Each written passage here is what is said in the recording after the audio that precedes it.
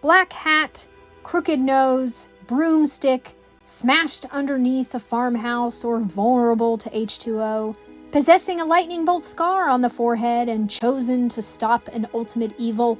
These are common descriptions of witches, a staple of the Halloween season. And yet, despite the ubiquity and popularity of witches, as the littlest of my own family can attest, there are quite a lot of misunderstandings when it comes to witches and their association with the Halloween holiday. So like Dumbledore should have done, I'm going to tell you the truth right off the bat. You're welcome. The place to start is with definitions. What is a witch? According to anthropologist Rodney Needham in the late 1970s, a witch was, quote, someone who caused harm to others by mystical means, end quote. While in most cases historically a witch was someone ascribed with ill intent, this definition is not quite accurate in all cases. In fact, in some societies, witches have also included those who use mystical abilities to do good. Think Glenda the Good Witch. Across time and culture, therefore, a witch is best defined by the power they possess, not necessarily by how they intend to use it. By winding this definition, we can see that witches in some form have existed in many, many cultures across time and geographical space. In the broader context of history, witches in the functional sense have been best characterized as a mix between a midwife or a doctor, an herbalist, an astrologist, and a community leader. Witch derives from the Old English word Wicca, meaning either, quote, to know or to turn aside. In most cultures, witches, both male and female, just like in Harry Potter, could heal the sick, predict the future, influence the weather, speak with the dead, and even communicate with deities. They could use these powers for the benefit of others, but also potentially for harm as well. Thus, as noted above, witches could be evil, but to continue the Harry Potter theme yet again, there were plenty of good ones too. We know that people perceived to have special powers first emerged even before the existence of settled civilization. Once agricultural societies did emerge, in ancient Egypt, magician priests were religious leaders, doctors, clerks, and political advisors. One of the few non-royals to ever be deified by the Egyptians was the polymath Imhotep, whose various abilities, including designing the famous step pyramid in Djoser, were said to be so great that he was thought to have magical powers. 1,000 miles away was ancient Mesopotamia, where witches were an everyday part of life. This is nowhere more clear than in the famous Law Code of Hammurabi, written circa 1700 BCE, which included a clause redressing injuries incurred by witchcraft. That this was the second law in a list of nearly 300 statutes shows just how ingrained beliefs in witchcraft were in that ancient society. Why include it at all if it wasn't important? Even further east and around the same time, witches were recorded as an important aspect of the Chinese Shang dynasty, where they were called Wu, meaning shaman or wizard. They had the ability to interpret dreams, summon rain, exorcise evil spirits, and convene with divine energies. They did so either through elaborate dance ceremonies or by reading oracle bones, an ancient version of fortune-telling. Witchcraft and witches have therefore existed in various cultures throughout time, often used by those cultures as a way to access religious figures and relate to, and also hopefully gain some control over, the natural world. In most cultures, they were inherently neither good or bad. They just were. Returning to Celtic Britain and the ties between our subject here and Halloween, from what we know, the Celts believed in both witches and religious leaders with magical powers called druids.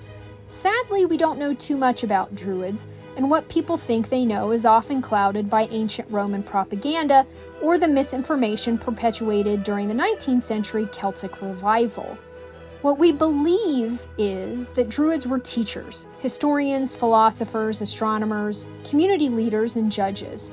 Most were male, who were capable of healing the sick, could banish from society anyone who violated social norms, could supposedly prevent intertribal warfare, and they practiced divination, which they did using animal and perhaps even human sacrifice. Societies that combined these two practices either derived meaning from the process of death or the remains of the dead, but as discussed in a previous module, modern historians debate just how true this practice was in Celtic culture. It could have just been Caesar talking smack. At the same time, the Celts also believed in witches, some of whom were good and some of whom were evil. Although again we know very little about everyday Celtic beliefs, some Irish folktales talked about women visiting witches on Samhain for advice. This makes sense given general beliefs in the power of the holiday, a time when the boundary between this world and the other world dissipated, allowing the supernatural to occur. Thus, witches who were thought to have a special relationship with that other world would have more power than normal on the day that, quote, marked the boundary between summer and winter, light and darkness, end quote. This is also likely why Celtic witches could be very dark figures, as one particular Irish myth about the travels of warrior Fionn mac Cumhaill can attest. According to the tale, when he entered a cave called Cesh Corin while hunting, he encountered a witch, the description of which, puns, contain some very familiar imagery. Soon they saw towards them yet another weird, evil-fashioned creature and irrational-looking deformity, in the shape of a gnarled hag full of knotted veins and sinews, upon every hair's point of whose shaggy gray eyebrows and lashes that garnished either a small apple or a large sloe would have stuck fast. A pair of serious eyes nevertheless blazed in her head.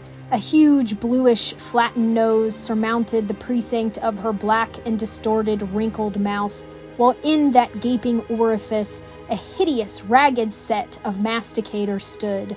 Arms she had thin but tough of muscle, nails long and formidable as a wolf dog's. A strong and infrangible armature clothed her. At her thigh was a wide-channeled straight-blade sword, and a great shield of the warrior's pattern hung on her back's upper part. That's quite a description. This negative view of witches was certainly echoed in Judeo-Christian culture, where witches have been viewed far less positively. In the Hebrew Bible, aka the Old Testament to Christians, there are numerous mentions of both witches and witchcraft. In Leviticus, believers are told not to use enchantment, while in Deuteronomy, followers are instructed not to use or consult, quote, divination or an enchanter or a witch or a charmer or a consulter with familiar spirits or a wizard or a necromancer, end quote. Going even further, in both of those books, followers were instructed to kill witches, the latter of which, pun again, recommended death by stoning. There is even the story of the prophet Samuel consulting the witch of Endor to raise Saul, king of Israel, from the dead, but the meaning of that story is debated by theologians. This negative view of witches carried over to Christianity. In one of the earliest behavioral guides written for Christians, the likely late 1st century CE Didache included both magic and sorcery in a list of terrible evils consisting of murder, adultery, theft, infanticide, coveting, perjury, greed, avarice, hypocrisy, and hate, among others. Around 420 CE, St. Augustine of Hippo, who was responsible for establishing many ideas that became part of medieval Christianity, argued that only God could suspend the laws of nature, meaning that witches were incapable of invoking magic of any sort. Going even further, the Council of Paderborn in 1785 CE, overseen by none other than Charlemagne, denied that witchcraft existed at all, condemning it as idolatry contrary to Christian beliefs. This was also the source of one of the earliest ties made between witchcraft and the devil, as the council resolved that, quote, anyone who, blinded by the devil, heathen-wise should believe a person to be a witch, end quote, was committing a grave sin. And yet, because St. Augustine argued that witchcraft was impossible, he also argued that the church didn't need to concern itself with witchcraft because spells were simply harmless mischief. Moreover, while the Council of Paderborn did condemn witchcraft, Charlemagne also decreed that anyone caught executing a witch was influenced by the devil too. Therefore, not only was it a sin to believe in witchcraft, but anyone caught killing a witch, in particular by burning one, was committing an act just as bad as the person they were killing. At this point, therefore, it's appropriate to dispel a huge misconception people have about witchcraft in the Middle Ages, namely that alleged witches were widely persecuted and then executed in medieval Christian Europe. Au contraire, mon frère, that is not the case at all. Witchcraft trials and the burning of witches were by and large an early modern occurrence, not a medieval one. Even then, there are a lot of myths that permeate the supposed history of witchcraft persecutions in Europe, so let's get to it. First, in the early Middle Ages, so circa 700 to circa 1100 CE, there were no recorded witchcraft trials. None. Christian conversion of Germanic Europe was a slow process, and witchcraft was such an everyday part of pagan life that belief in it simply had to fade away slowly over time. Charlemagne could therefore decree witchcraft wasn't real and made allusions to its ties to the devil, but there were no firm laws put in place meant to ferret out and execute alleged witches. That would have been impossible, which is why Charlemagne declared the opposite to be evil as well. By the 12th and 13th centuries, the church did begin to establish firm ties between witchcraft and heresy, but even then, the connection was gradual.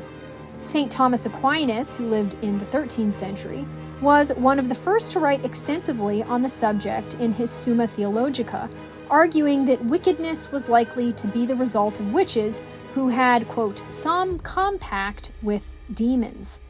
Moreover, those who practice magic with the intent of influencing people were committing blasphemy and influenced by, quote, demons who delude the souls that are subject to them, end quote. And yet, there are scarce few examples of executions in the entire medieval period due to accusations of witchcraft. One of the earliest recorded was the 1324 case in Kilkenny, Ireland, involving Lady Ellis Keitler and her maid Petronille de Meath. Lady Keitler, along with her son and 10 others, were accused of witchcraft, including flying around on a wooden beam. Only when Keitler's maid Petronilla was tortured did she confess to this, whereupon Keitler fled the country, taking Petronilla's daughter with her. Most of the accused were then whipped and released, although some others were burned at the stake. 5 years later, an unnamed Italian monk in 1329 was condemned to death for multas et diversas demonum conjurationes et invocationes, which means many and diverse demonic conjurings and invocations, as well as using the blood of a toad to draw demonic images, making blood sacrifices to the devil, and knowing several women carnally. Yet one of the only remaining cases, that of one Angela de la Barthe, a woman who allegedly confessed to witchcraft in Toulouse, France in 1275 and was burned, has been discovered to be a 15th century invention. So despite false assumptions to the contrary, why weren't alleged witches widely persecuted in the medieval period? Well, while denounced by theologians, witchcraft was more often than not ignored in the Middle Ages because most societies, especially in more rural areas, were still heavily influenced by pagan cultural practices, i.e., they didn't necessarily believe in pagan gods, but maintained pagan practices and pagan imagery, like Samhain. The vast majority of people were also illiterate, and even if they could read a vernacular language, it was outright heresy to read the Bible in a spoken tongue anyway. Thus, when people attended church, they heard biblical readings in Latin they could not understand, listened to a priest speak on the week's themes briefly, and then the service was concluded. People did tend to be better educated in cities, but given that 95% or more of people were farmers living in rural settings until the Industrial Revolution, people most likely did not have a tangible grasp on the specifics of Christian theology. We know this because even into the 16th century, when the now Catholic Church did try to crack down on heresy in rural areas, there was the case of Minocchio, a miller from Valencia, Italy, who believed, among many other things, that the creation of the universe was like cheese, with the angels emerging from it like worms. After being given a chance to reform his heretical ideas, he failed a second Inquisition interrogation and was burned at the stake in 1599. Not helping things was the fact that priests, especially in rural areas, were not often well educated themselves. Outnumbered and frequently barely able to understand Latin either, medieval priests' attempts to control the beliefs of the peasantry around them was simply impossible. At times there were crackdowns, certainly, but the very fact that Samhain traditions survived in some form or another throughout medieval Christian Britain, as we discussed in Module 1, is a testament to the fact that for most people, technically heretical ideas often went unpunished. Heresy at the local level and in everyday life, if it could not be gently corrected, was often outright ignored. We see this even in the very construction of medieval churches, where the mysterious and likely pagan green men are a frequent characteristic of their architecture. Irony of ironies, the term hocus pocus is a testament to this fact.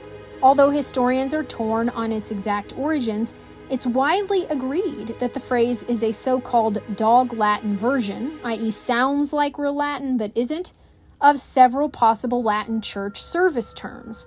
Whether it was hoc est enim corpus meum, this is my body, or hoc est corpus, this is the body, both were phrases said during the prayer of transubstantiation, where bread and wine were, quote-unquote, magically transformed into the flesh and blood of Christ. As such, priests who weren't great at Latin, and peasants during services they understood even less, likely murmured their way across time and space from hoc est corpus to hocus pocus. How magical. None of this is to say that heresy wasn't punished in the medieval period. It certainly was.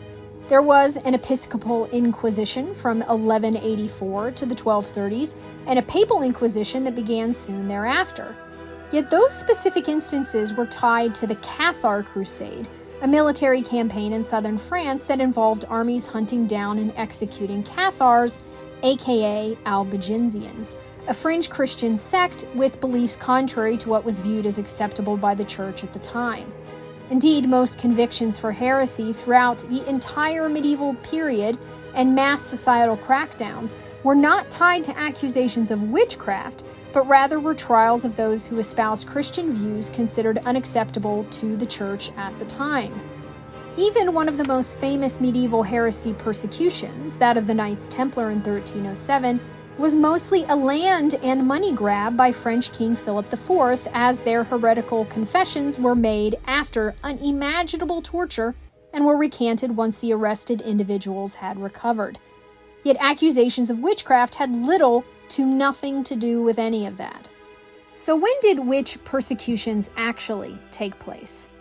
Witch trials got off to a very slow start, but their genesis, puns, was in the late 15th century, and mostly because it was a time of economic, political, and environmental depression in Europe, which, pun again, caused widespread social and cultural strife. That strife caused increasing religious factionalism, which put Europe on a direct path to the early modern Reformation. Thus, witch trials were a failed crackdown on religious belief that only grew in frequency and intensity after the Reformation kicked off. This is why Pope Innocent VIII released a papal bull in 1484 denouncing the existence of witches in the Holy Roman Empire and giving church officials permission to prosecute them. This was soon followed by one of the most famous invectives against witches ever published, the 1487 Malleus Maleficarum, or the Hammer of Witches. The goals of the book were to refute the Augustinian idea that witchcraft and witches didn't exist, to argue that witches were mostly women, and tie witchcraft to heresy and the devil. It outlined the various powers witches had, things like making some people sick, conversely miraculously curing others, influencing the wealthier, usually negatively, or worst of all, devouring children. It then laid out the procedures whereby magistrates could ferret out and prosecute witches, prescribing specific methods of torture that could be used to extract witchcraft confessions. In most cases, the sentence for suspected witches, no matter what a person said during their interrogation, was burning. Yet even the papal bull and how-to guidebook did not immediately catalyze widespread witch trials. The Reformation had to be added into the mix. This is because Protestants and Catholics did not get along, understatement, from circa 1520 to circa 1700, any more than different Protestant sects tolerated one another. Rather, the Reformation was a period of intense violence and fear, with every Christian sect believing that all the others were heretics influenced by Satan, bent on destroying the world. Hunting down alleged witches and persecuting them was a symptom of that fear, with an estimated 40,000 deaths between 1650 and 1670 alone because of the hysteria. The actual number is likely higher. Even English King James I got in on the act, writing the Demonology in 1597 when he became convinced that witches were trying to kill him. Witches definitely weren't, but angry Catholics certainly were. Another misunderstanding that people have about witchcraft trials is that all witches were burned. While certainly alleged witches were burned in Catholic regions due to their ties to heresy, they were virtually never burned by Protestants. Three of the most infamous Protestant witch trial outbreaks, the Pendle witch trials of 1612, the so-called Witchfinder General trials led by Matthew Hopkins from 1644 to 1647, and the Salem witch trials in 1693, all resulted with victims being hanged, with further possible victims dying in prison from starvation or disease. Most, but not all, victims were women, and even papal officials acknowledged by the early 1600s that they knew most trials were rife with corruption. And yet, speaking out against witch trials was very difficult, as those who spoke out were often accused of witchcraft themselves. In any event, witchcraft trials continued into the 18th century, with the last legal execution of an alleged witch taking place in Switzerland in 1782. As a brief aside, burning alleged witches, which was tied to heresy in Christian cultures, wasn't particular to medieval or early modern Europe. Going back to ancient Mesopotamia, they had extensive anti-witchcraft texts called the Maculi, which taught people how to escape being impacted by spells. As one of several tablets recommended, if bewitched by a sorceress, a person was to remember that, quote, "She trusts in her artful witchcraft, but I trust in the steady light of the fire god, the judge. Fire god burn her, fire god incinerate her, fire god overpower her." Despite Witchfinder General Matthew Hopkins' frequent employment of what he called the swimming test to judge whether people were witches, using water in such a way was not an early modern invention either. Turning back to the Law Code of Hammurabi, the clause pertaining to witchcraft dictated that if someone put a spell on someone else, the alleged witch was required to, quote, "plunge into the sacred river, and if the sacred river shall conquer him, he that accused him shall take possession of his house. If the sacred river shall show his innocence and he is saved, his accuser shall be put to death," end quote. Although Hopkins died of an unknown disease in Essex in 1647, a myth emerged thereafter that he'd actually died while undertaking his own swimming test. Frankly, this historian wishes that was actually true. So, after all of this blah blah blah, when was there an established tie between witchcraft and Halloween? Well, as we talked about before, there was clearly a tie between the magical and Halloween going back to Samhain. The veil between this world and the supernatural world was thought to be thinner at the equinox, making it a time when magical creatures, both good and bad, could run amok. As we also discussed in Christian Europe, the night between October 31st and November 1st was thought to be a time when the souls of the departed might be able to visit the living world, reflecting both pagan practice and Christian ideology. So given that witches, whether good or bad, were said to have special access to the supernatural world and the spiritual more generally, it's likely ties between the two were a natural byproduct of that. That said, how exactly witches became so strongly tied to Halloween is a smidge uncertain. We do know that during the early modern witchcraft trials, accused witches often confessed to attending celebrations that involved other witches, demons, and even the devil, aka they were forced to invent stories based upon common witchcraft tropes after enduring horrendous torture. Very rarely did accused witches state that these shady shindigs, referred to by the 19th century as a witches' Sabbath, took place on Halloween. They seem to occur at night and in remote areas, but not on Halloween specifically. Alleged witches were often said to fly and frequently use cauldrons, thus the famous imagery in Shakespeare's Macbeth, first published in 1623. They bewitched people, harmed children, and killed livestock. But when searching through actual early modern witchcraft confessions, one would be surprised at how rarely Halloween or any reference to it actually appears. Yet by the 19th century, the connection most certainly existed. In Britain, Queen Victoria herself was known to visit her castle of Balmoral around Halloween because she loved the supernatural stories that existed in Scotland surrounding the holiday. By the 1870s, on October 31st, she would ride out of the castle in a carriage lit with torches, whereupon she would watch a servant dressed as a hobgoblin pull around a witch effigy in a cart that the crowd would then set on fire. It was such a to-do that it was reported on both in Britain and in the United States by 1874, from the New York Herald to the New Orleans Bulletin.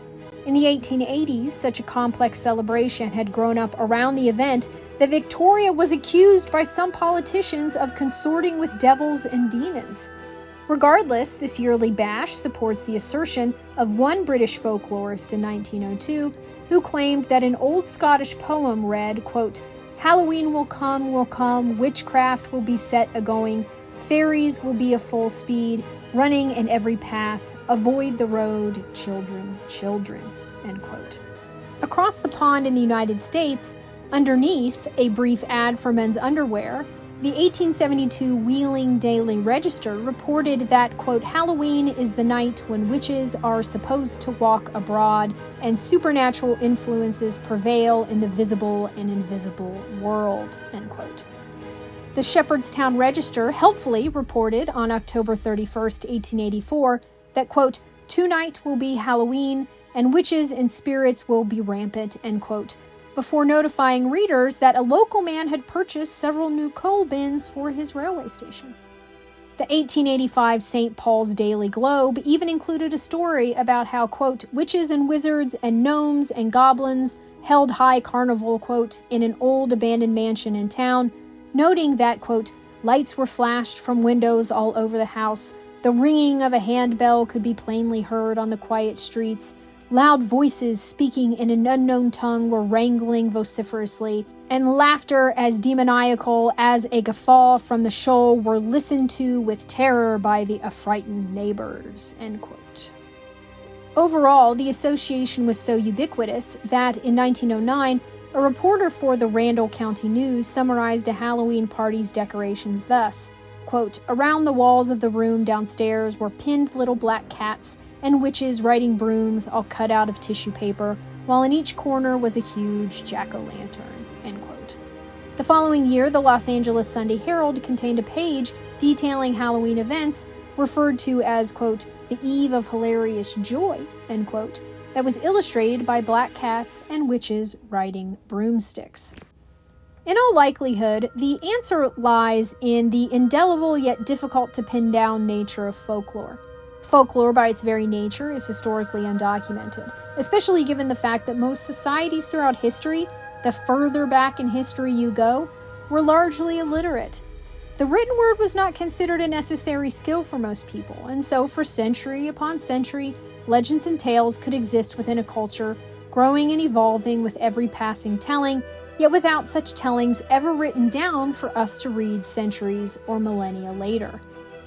Thus, like the game of telephone, witches were a feature of the mystical in pagan Europe, neither good nor bad inherently, serving as political leaders, midwives, priests, and possessing a special connection to the supernatural that people thought they could tap into to help them in their everyday lives. Although pagan religious belief fell to the wayside during the medieval period, the imagery and ceremony itself carried on when Samhain tradition was combined with Christianity's All Hallows' Eve. This allowed witches to maintain their alleged power and ties to Halloween, at least in popular culture and superstition. Then when the early modern era arrived and the wars of religion began, both Protestants and Catholics, so very afraid of damnation, saw the alleged presence of witchcraft as a sign that the devil was near. And given that witches had long been associated with Halloween, it was thought that these now sinister potents were particularly active on October 31st. Even when the witchcraft craze subsided, that association continued as people increasingly celebrated the more mischievous and harmless side of Halloween, bringing witches right along with them. Thus, today we have the good and the evil, the light and the dark permeate our impressions of these magical, mystical figures, allowing us to have the Wicked Witch of the West and Glinda, Voldemort and Harry Potter, Ursula and Elsa, and Maleficent. As an 1894 poem in the Minnesota Redwood Gazette read, quote, "The fabled witch of olden time was scrawny, cross, and old. She wore a number 7 boot, most dreadful to behold. Her nose bent down to meet her chin, which had an upward turn, and in their sunken sockets deep her eyeballs seemed to burn. Befriending none beside her cat in darkness she abode, and when she wished to take the air, a broomstick she bestrode. The modern witch is beautiful, mild-tempered, young and sweet, a pair of cunning Oxford ties encase her dainty feet. Her nose is slightly retrousse, a dimple dents her chin. Her eyes are limpid, magic pools where hearts keep falling in. Surrounded by a loving throng, in splendor she abides, and on the lively boulevard, a wheel she deftly rides."